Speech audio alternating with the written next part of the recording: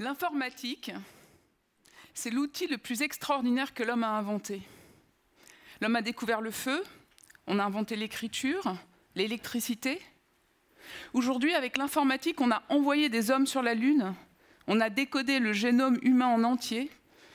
Là, on va avoir des voitures qui se conduisent toutes seules, des assistants virtuels qui nous aident à gérer notre quotidien. Et pourtant, très peu d'entre nous comprennent l'informatique et la maîtrisent. Un jour, on m'a donné un conseil qui a changé ma vie. On m'a dit, si j'ai un conseil à vous donner, c'est d'apprendre à programmer à vos enfants. Et là, ça a fait tilt. Mon fils avait 8 ans. Et moi, j'ai réalisé que j'avais appris à programmer à 20 ans en école d'ingénieur. Je me suis projetée, je me suis dit, mais il n'y a aucune raison qu'avec la bonne pédagogie, il ne soit pas capable de le comprendre. Au contraire, il va trouver ça drôle et il va s'amuser et il va être capable de faire des choses.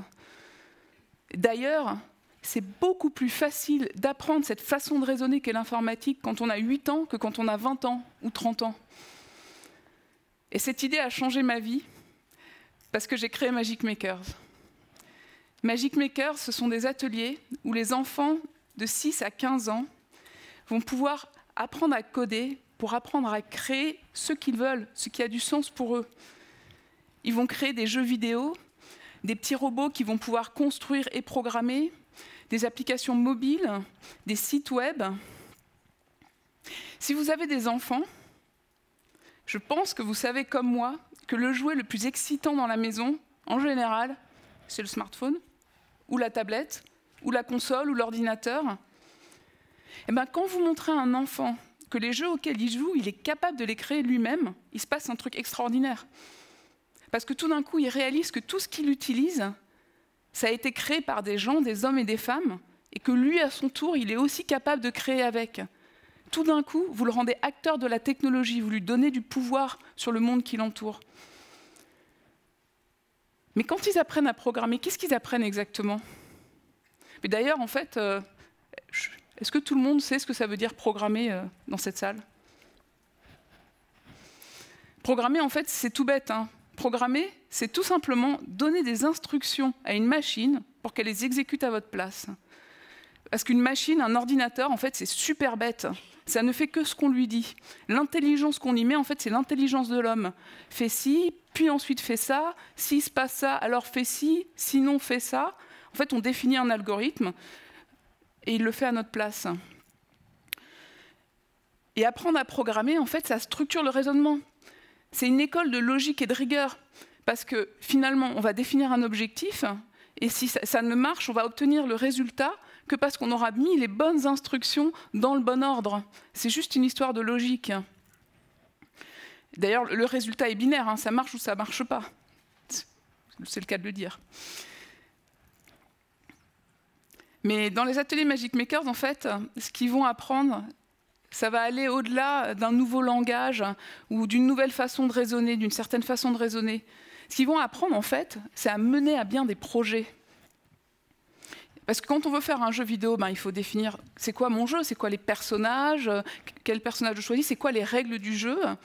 Et puis ils vont devoir réfléchir à comment ils le font. Ils vont devoir trouver une solution pour que quand ils appuient sur la touche espace, le personnage y saute, comme dans Flappy Bird. Et comment je simule la gravité pour qu'il tombe quand j'arrête d'appuyer sur la touche espace. Ils vont être confrontés à ça marche pas, pourquoi? Ils vont devoir trouver des stratégies de résolution des problèmes. Ils vont apprendre à travailler avec les autres, à poser des questions parce que le voisin a peut-être trouvé la solution, à utiliser ce que le voisin a fait pour l'adapter à leur solution. En fait, ce qu'ils vont apprendre, ce sont les compétences dont on a besoin aujourd'hui pour mener n'importe quel projet à bien. Les compétences dont on a besoin pour travailler en entreprise, c'est les compétences du XXIe siècle. Mais peut-être qu'à ce stade, vous vous demandez concrètement, vraiment, qu'est-ce qu'ils vont faire les enfants? Alors, je vais vous donner un exemple. Sur cet exemple, vous allez voir Alice, qui est une petite fille ou une jeune fille de 11 ans. Elle a inventé et réalisé une manette pour piloter à la main son drone. La petite manette que vous voyez au milieu ici, en fait, elle l'a vraiment conçue sur l'ordinateur en 3D. Elle l'a imprimée avec une imprimante 3D. Dessus, elle a monté un petit microprocesseur, ce qu'on appelle un Arduino, la même chose que vous avez peu ou prou dans un ordinateur. elle a monté le bouton dessus, elle l'a connecté avec un câble à l'ordinateur, et puis elle a fait quelques lignes de code sur la tablette en disant eh bien, quand j'appuie sur le bouton, envoie l'ordre au drone de décoller. Et comme sur le processeur, il y a aussi ce qu'on appelle un accéléromètre, c'est un petit composant électronique. C'est la même chose que ce que vous avez dans votre iPhone, le truc qui fait que quand vous le bougez, l'écran va se mettre droit à chaque fois. Et ben, du coup, elle a programmé à nouveau quelques lignes de code toutes bêtes pour dire, quand tu détectes que ma main va vers l'arrière grâce à l'accéléromètre, alors envoie l'ordre au drone d'aller vers l'arrière, et quand tu détectes que ma main, je l'incline vers l'avant, alors envoie l'ordre au drone d'avancer. Et ça donne ça.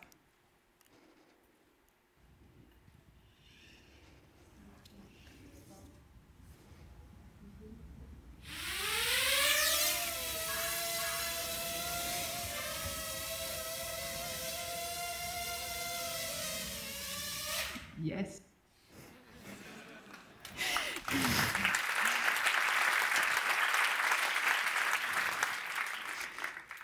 Il y a 3 ans, quand je disais aux gens « je vais apprendre à programmer aux enfants », honnêtement, la plupart me prenaient pour une extraterrestre. En fait, ils avaient raison, parce que j'ai dû tout inventer. Déjà, j'ai dû repenser une nouvelle méthode pédagogique. Je me suis inspirée de choses qui existaient pour mettre en place une méthode de pédagogie active, c'est-à-dire une méthode où on va mettre l'enfant au cœur de son apprentissage.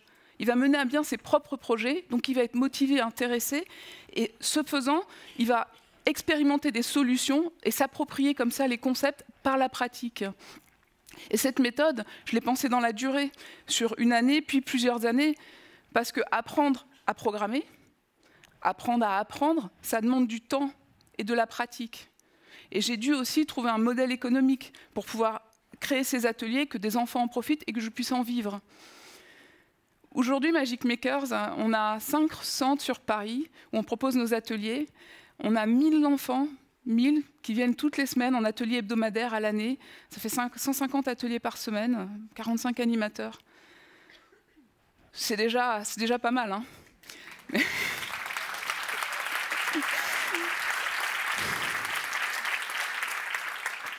Mais en fait, pour moi, ce n'est pas du tout assez.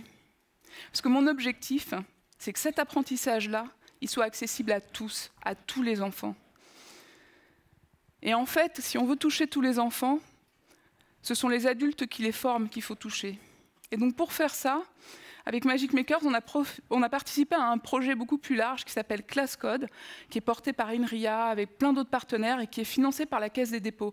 Et ce projet Class Code, en fait, il nous permet de proposer une formation gratuite et ouverte à tous les éducateurs, donc les professeurs ou les animateurs du périscolaire, tous ces gens qui ont l'habitude d'accompagner les enfants et de leur enseigner, mais qui sont perdus par rapport à l'informatique parce qu'ils n'ont pas été formés pour ça.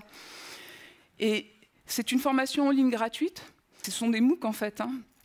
Et l'idée, c'est qu'ils vont pouvoir, avec les mêmes outils que ceux qu'on utilise pour les enfants, se rendre compte que, effectivement, finalement, programmer, créer un jeu, une application, c'est pas si compliqué, ils y arrivent eux-mêmes.